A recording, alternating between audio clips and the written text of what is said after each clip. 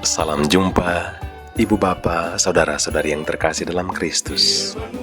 Sesaat lagi kita akan mendengarkan renungan harian dari Romo David Lemewu MGL.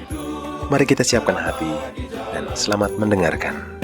Firman-Mu Tuhan, berita bagi kakiku, sabda yang hidup, terang bagi jalanku.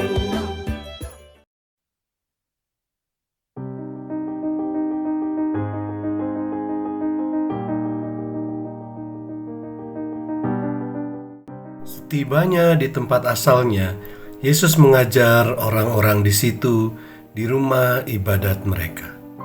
Maka takjublah mereka dan berkata, "Dari mana diperolehnya hikmat itu dan kuasa untuk mengadakan mukjizat-mukjizat itu? Bukankah ia ini anak tukang kayu? Bukankah ibunya bernama Maria dan saudara-saudaranya, Yakobus, Yusuf, Simon, dan Yudas? Dan bukankah saudara-saudaranya perempuan semuanya ada bersama kita? Jadi dari mana diperolehnya semuanya itu?" Lalu mereka kecewa dan menolak Dia. Maka Yesus berkata kepada mereka, "Seorang nabi dihormati di mana-mana, kecuali di tempat asalnya sendiri dan di rumahnya." Dan karena ketidakpercayaan mereka, tidak banyak mukjizat diadakannya di situ. Yesus ditolak bukan karena mereka tidak mengenal Dia.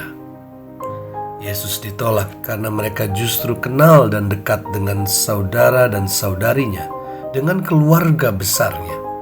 Mengapa seorang nabi ditolak hanya di tempat asalnya? Mengapa juru bicara Tuhan menjadi tidak efektif ketika kita mengenal Dia? Apa hasilnya? Hampir tidak ada mukjizat, hampir tidak ada kesembuhan. Ada dua aspek yang menarik. Pertama, iman luntur saat mereka tahu Tuhan Yesus itu tidak banyak berbeda dengan mereka. Artinya, tidak ada kepercayaan diri. Yang ada sebenarnya adalah penolakan diri sendiri. Yang mereka tolak dari Yesus adalah hal-hal yang sama dengan diri mereka. Ingatkah bahwa pertama-tama mereka sangat terkagum-kagum akan Dia? Yang ditolak bukan pesannya, tetapi identitas Yesus, yang adalah identitas diri mereka sendiri. Jadi yang kedua, mereka sebenarnya menolak diri sendiri. Pasti ada keminderan yang mungkin tidak disadari ya. Tetapi bukan saja keminderan atau kerendahan diri yang menjadi masalah besar bagi mereka. Kerendahan diri ini membuat mereka menjadi sombong diri. Mengapa mereka sombong? Karena untuk mereka bukan Tuhannya yang penting, tetapi identitas nabi, atau lebih tepatnya identitas diri mereka yang paling penting untuk mereka. Kita bertanya, apa yang mereka imani? Identitas diri yang kerdil, bukan Tuhan yang maha besar. Karena itu tidak banyak kesembuhan yang terjadi.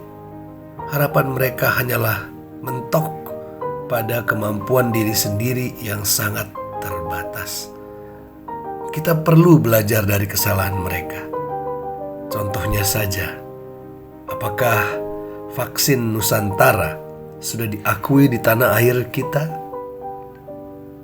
Seberapa percaya Anda akan vaksin yang dibuat oleh mantan Menteri Kesehatan Dr. Terawan Agus Putranto?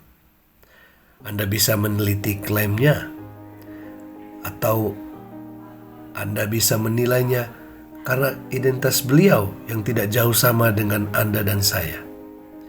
Vaksin ini diklaim berbeda dengan vaksin lainnya yang di pasaran. Vaksin Nusantara adalah vaksin personal dengan basis sel dendritik. Saya tidak perlu menjelaskan secara detail di renungan ini. Silahkan cek sendiri kalau ingin tahu. Tetapi jika Anda punya pilihan dan vaksin ini tersedia, apakah Anda akan memilihnya? Ini hanya contoh kecil, tetapi relevan untuk permenungan kita akan kesembuhan yang kita dambakan.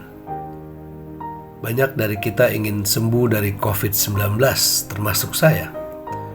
Tetapi ada kesembuhan lebih besar yang kita perlukan. Contohnya, kesembuhan dari ketakutan akan kematian, kesembuhan dari keegoisan yang hanya ingin mencari keselamatan diri sendiri, kesembuhan dari luka batin akibat dosa kita dan saudara-saudari kita, kesembuhan dari kurangnya tali persaudaraan sehingga masih banyak yang hidupnya nyaman sedangkan berjuta-juta harus menderita, kesembuhan dari rasa kurang bersyukur kepada Tuhan yang mengasihi kita. Dari mana harus kita mulai? Hanya Tuhan yang tahu. Marilah kita membuka hati kita pada Tuhan Yesus yang adalah manusia seperti kita, makan, minum, dan bisa sakit seperti kita, berjalan, berkeringat, dan bisa lelah seperti kita, punya perasaan senang, kecewa, marah, dan sedih seperti kita, punya waktu yang terbatas untuk berdoa kepada Bapa seperti kita, bahkan sering dicobai seperti kita, tetapi tidak pernah berdosa. Tuhan Yesus penuh solidaritas dan rasa persaudaraan yang tinggi bersama kita saat Dia menanggung dosa kita di kayu salib. Dia kenal kesedihan, kelemahan, ketidakberdayaan kita. Dia mengajak kita untuk menerima itu semua karena Dia sudah menerimanya. Dia mengajak kita untuk menerima dirinya dan diri kita apa adanya. Segala yang baik dan segala yang lemah. Segala yang luar biasa, yang biasa-biasa saja, dan yang tidak biasa. Segala yang membanggakan dan segala yang memalukan. Kita diterima apa adanya. Dia mencintai keseluruhan identitas diri kita. Dia sungguh mencintai kita. Ya Allah Bapa, ajarlah kami bersyukur karena Putra-Mu yang sudah mencintai kami dalam segala kemanusiaan kami. Ajarlah kami untuk menerima diri kami sendiri dan menerima Putra-Mu. Biarlah kesembuhan yang besar terjadi sekarang juga, tidak hanya untuk yang menderita COVID-19, tapi bagi kami yang punya luka batin dan tidak bisa benar-benar menikmati cinta kasih-Mu. Biarlah kami semakin jelas melihat bahwa kami diciptakan sesuai dengan gambaran Putra-Mu terkasih, Tuhan kami Yesus Kristus. Amin.